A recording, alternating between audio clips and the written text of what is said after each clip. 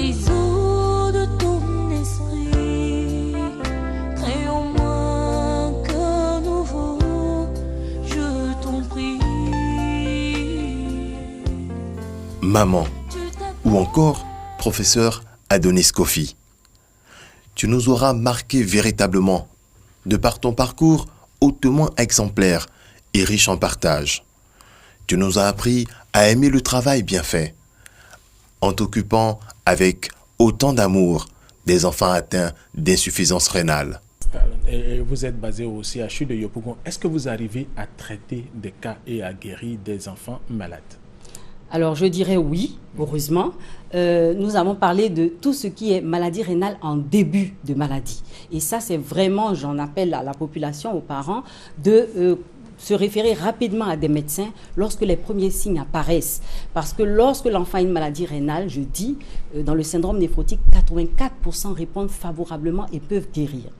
Par exemple, un enfant peut faire un paludisme qui est mal géré ou qui se complique et il fait une insuffisance rénale aiguë.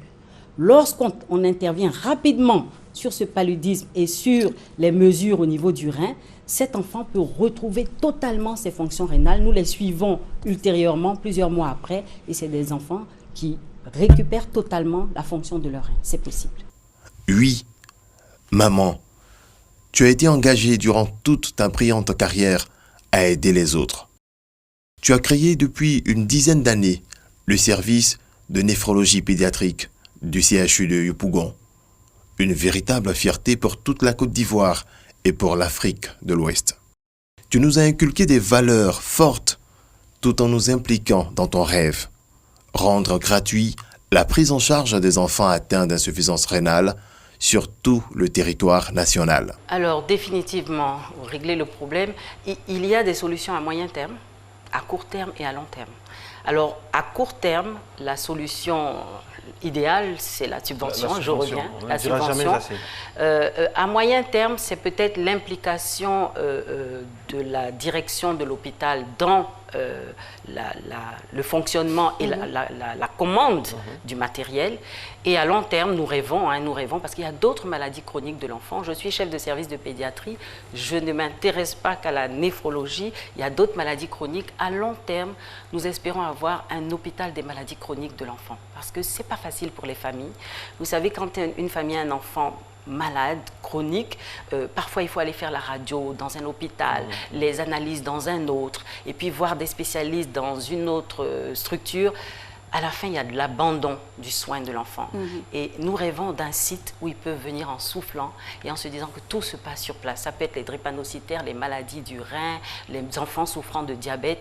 Les familles sont vraiment éprouvées. Mère, épouse, femme active, tu as œuvré à la consolidation des familles et la valorisation des femmes au foyer. Le 14 février, cela est devenu coutume. Célébrer la Saint-Valentin d'une façon qui rappelle l'origine chrétienne, donc par une formation. Vous savez que les jésuites sont vraiment investis dans la formation et nous sommes leurs enfants, leurs élèves. Donc la formation pour les couples, pour le jour d'aujourd'hui, mais pour se fortifier pour demain également.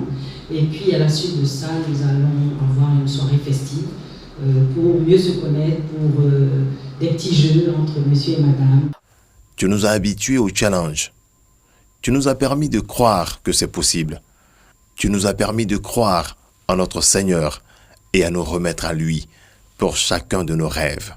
Et nous avons initié depuis 2006 l'érection d'une association des parents d'enfants malades du rein, APEMAR, je les salue également parce qu'ils nous aident beaucoup.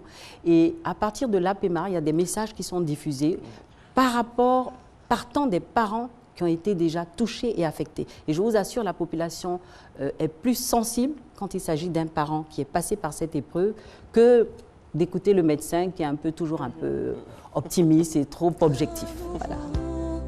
Je t'en prie. Tu t'appelles, je suis pour me dire. Le Seigneur que tu as servi avec ton époux et tes 3 enfants. Notre Seigneur a eu à te rappeler en ce matin du 23 mai 2020. Tragique, une grosse perte, une symphonie inachevée. Au-delà de tous mes mots, je te dirai, oh je t'aime, Chilo. Chilo, inscris ton nom dans mon esprit. Sinon, je ne saurais pas vivre. Maman, professeur Adonis Kofi, tu peux aller en paix. Nous faisons partie du rêve que tu avais et ton passage n'a pas été vain.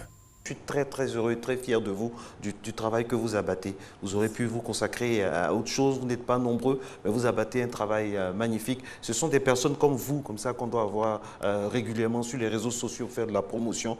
Vraiment, ça fait plaisir. Et à l'occasion de la journée de la femme, je sais que c'est la journée mondiale du rein, mais j'aimerais franchement dire que c'est ce genre de femme-là que moi je célèbre chaque 8 mars. Merci beaucoup.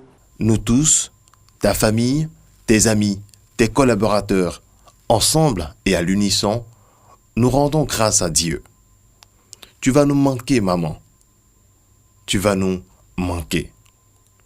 Mais tout ce que tu as partagé se multipliera. Quand ça ne va pas, par exemple chez les enfants malades du rein, on sait que c'est la phase terminale. À votre niveau, qu'est-ce que vous faites pour leur redonner le sourire? J'imagine que ça doit être très douloureux avant le départ.